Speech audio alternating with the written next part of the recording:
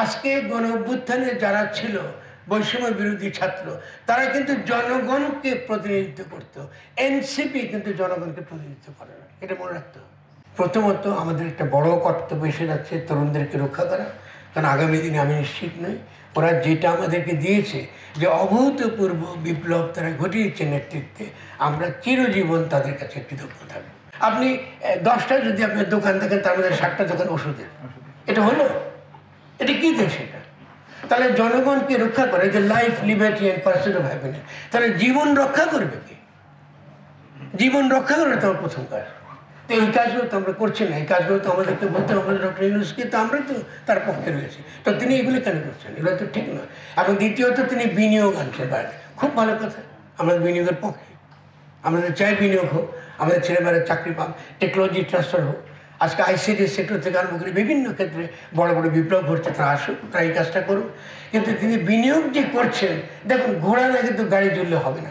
আপনি macro economic policy করুন, এই যেখানে ম্যাক্রো ইকোনমিক পলিসির অনেক ইঙ্গিত দেওয়া আছে, স্বাস্থ্যে কী করতে পারবে, কৃষিতে কী করে প্রস্তাব দেওয়া আছে। কিন্তু যে ম্যাক্রো ইকোনমিক কোনো পলিসির খবর নাই, বিনিয়োগ আনবে। বিনিয়োগ মানে কি? যে গত এতটা বছর আমরা কাঁটা তারে বেড়ার মধ্যে সস্তা শ্রম সরবরাহকারী দেশ, আমরা সস্তায় আমাদের শ্রম বেচি, এইটাই হলো আমাদের অর্থনীতি। এটাকে অর্থনীতি বলে?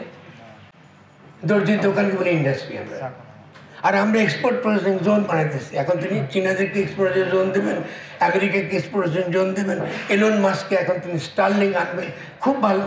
কিন্তু এক্সপোর্ট প্রসেসিং জোন মানে একটা রাষ্ট্রের ভেতরে আরেকটা রাষ্ট্র বসিয়ে দেওয়া, কারণ সেখানে রাষ্ট্রের কোনো আইন খাটে না। আপনি এক্সপোর্ট প্রসেসিং জোনে শ্রমিকের কোনো আইন খাটবে না। দেশের যে আইন অনুযায়ী তার যে অধিকার পাওয়ার কথা, সে অধিকার আপনি এক্সপোর্ট প্রসেসিং জোনে আপনি পাবেন। তাহলে তোমার ম্যাক্রো ইকোনমিক পলিসি কোথায়? তোমার আইনি সুরক্ষা কোথায়? নাগরিকদের সুরক্ষা তুমি কী করে দেবা? এসব কথাবার্তা নেই। আমি এখানে বিনিয়োগ দিয়ে এটা হাইপ তৈরি করছি, বাপরে বাপ বিরাট ব্যাপার, উনি বিশ্বের দিয়ে এত কিছু নিয়ে আসছেন, উইচ ইজ গুড।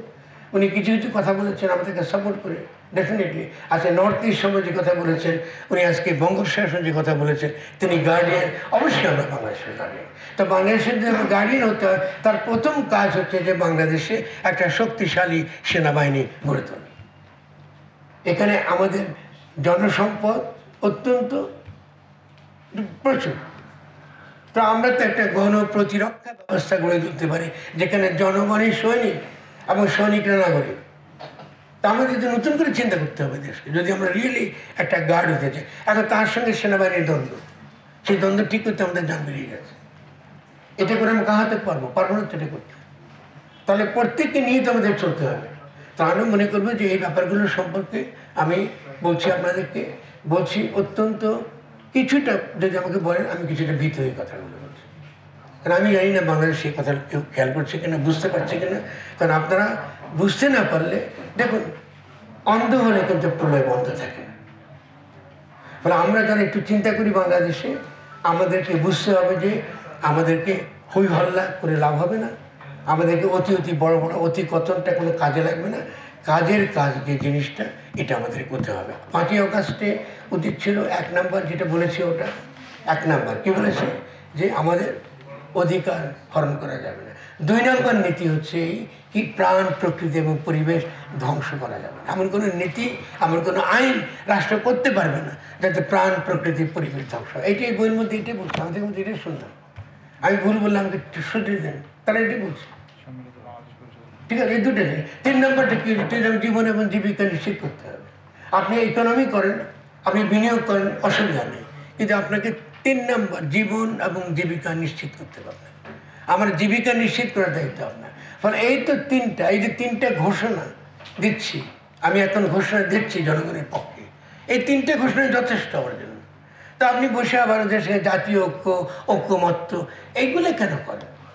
এগুলো কি ঐক্যমত্য করবেন? আপনি কার সঙ্গে ঐক্যমত্য করবেন? আপনি তো বলতে হবে যে ঐক্যমত্য আমি করছি, this is what it is. আমরা যে রাষ্ট্র বানাতে চাই, এই হলো রাষ্ট্র। এবার আসো, তোমরা কে অ্যাগ্রি করে, কে ডিসঅ্যাগ্রি করে, বাস হয়ে গেল।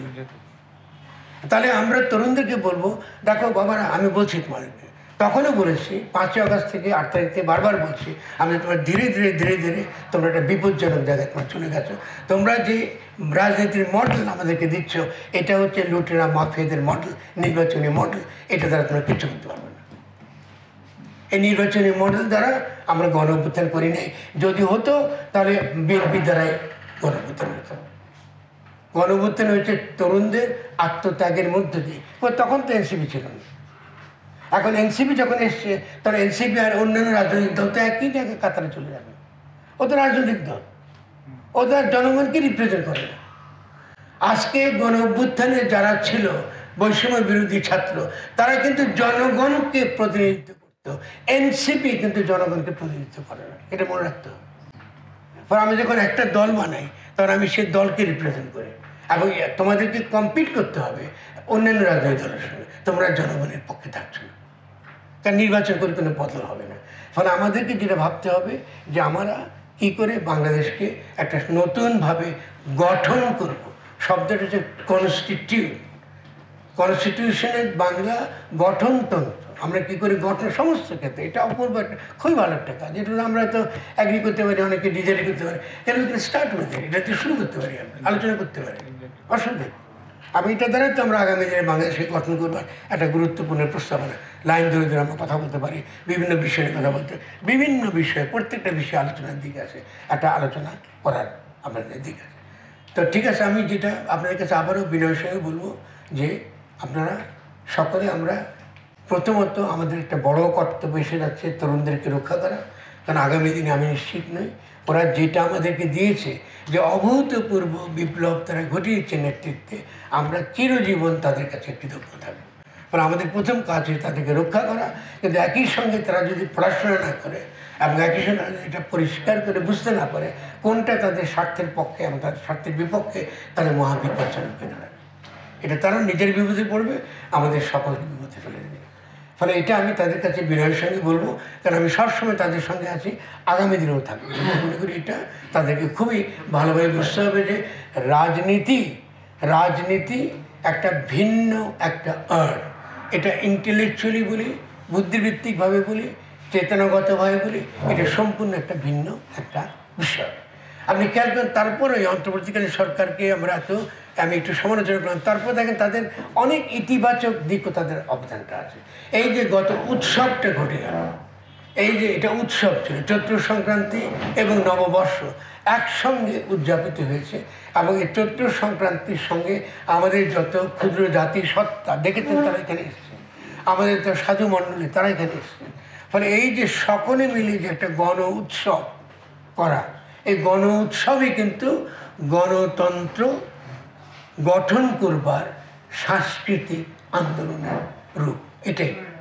এটা আমরা যারা রুশো পড়েছে, আমরা খুব পরিষ্কার দেখবেন, রুশো বারবারই বলছে, যে কোনো জনগোষ্ঠীকে যদি তাকে একটা রাজনৈতিক জনগোষ্ঠী হয়ে উঠতে হয় এবং গণতান্ত্রিক হয়ে উঠতে হয়, তাহলে তার একটা গণ উৎসব লাগে।